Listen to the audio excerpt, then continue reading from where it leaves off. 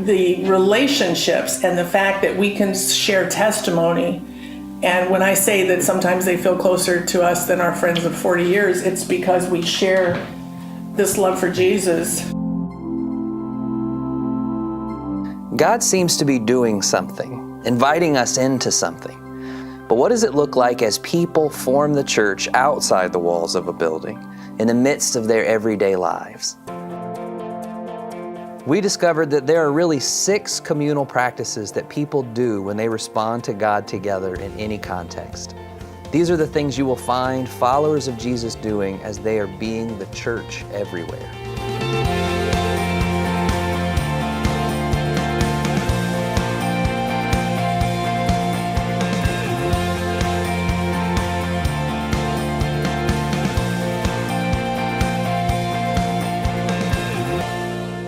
Another communal practice we find as people form the church in the midst of their everyday life is they follow Jesus together. That might seem obvious, but really a lot of times when we think of that, it's really more what our normal activity might be is to follow Jesus in parallel.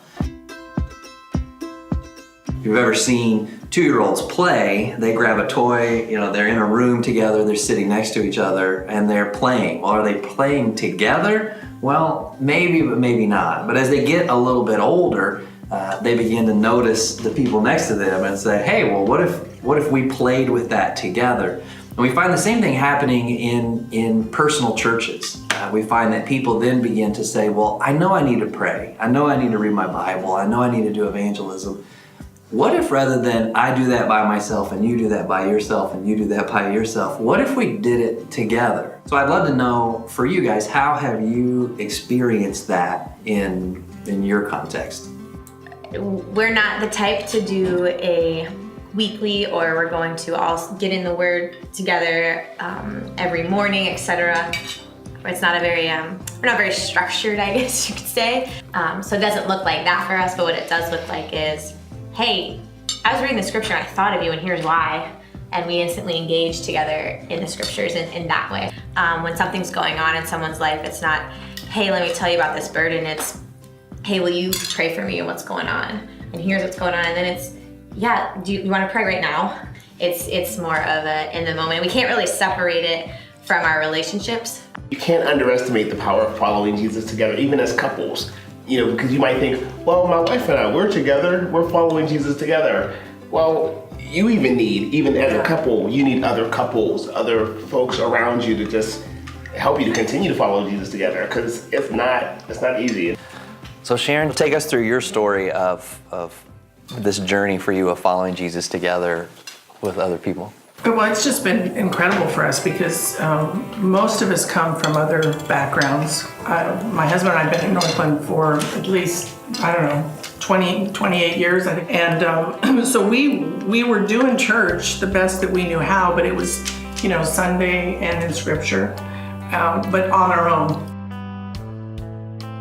So then Chad approached me and said, would you think of starting a distributed church? And I was like, sure, it's a no-brainer.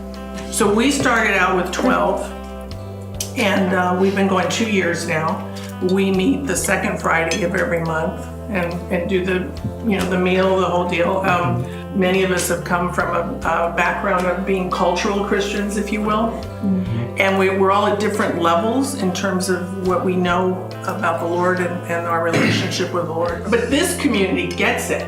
It really is like doing life together in a way that I could never have experienced. And for Ralph and I, it's been important because our son died in 2008.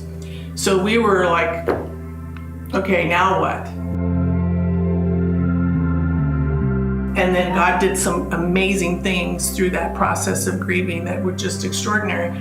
So thank goodness for Northland, because I don't know that I would have gotten through it. But the other side of it is now we have this community of people who never knew our son, who feel like they know our son, who honor him, and who are a part of what God's doing in our life as we move into the next chapters.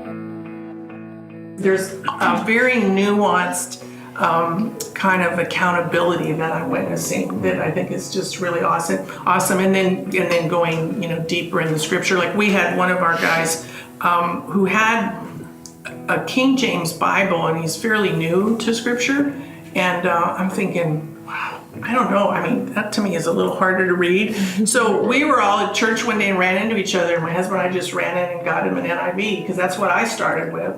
And to me, that was an easier way to go. So he couldn't believe it that we had just thought to buy him. But, that was just a moment of wanting to do something for him because he's such a special guy. And we all have really come to love each other in a way that is different, I think, from those long-term relationships that are all equally meaningful, but in a different way. I'm always astounded at how fast just following Jesus together forms. And I guess my question is there ever a point where it just feels like it's too late?